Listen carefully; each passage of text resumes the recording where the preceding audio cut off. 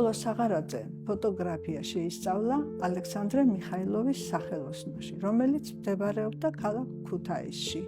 ჯერ კიდევ მცირე ასაკში დაინტერესდა საღარაძე ამ ფოტოსაქმით და დაიწყო იქ სწავლა, გახდა მისი შეგირდი. შემდგომში გააგრძელა მისი საქმიანობა და გახდა ამ სახელოსნოს მფლობელი.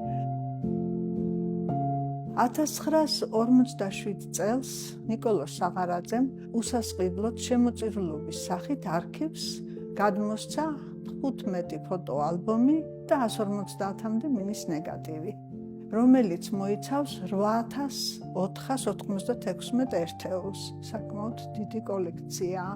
ფოტოალბომებში წარმოდგენილია დასავლეთ საქართველოს მცხოვრებთა სხვადასხვა ასაკის, სხვადასხვა პროფესიის, სხვადასხვა სოციალური ფენის, სხვადასხვა ეთნიკური წარმომავლობის მოსახლეობის პორტრეტები, ინდივიდუალური და ჯგუფური.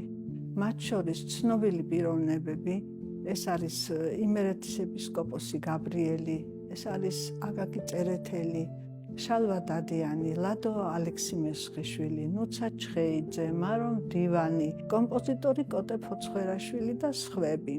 დოკუმენტები ალბომში არის ანაბეჭდების სახით, რომელსაც ქვევით დართული აქვს ამ ნეგატივის ნომერი, საიდანაც დაბეჭდილია ეს ფოტოსურათი და როგორც ჩანს, ეს ინახებოდა საკატალოგე საჭიროებისათვის, რომ საჭიროების შემთხვევაში ხელახლა დაბეჭდილიყო ეს ფოტოები.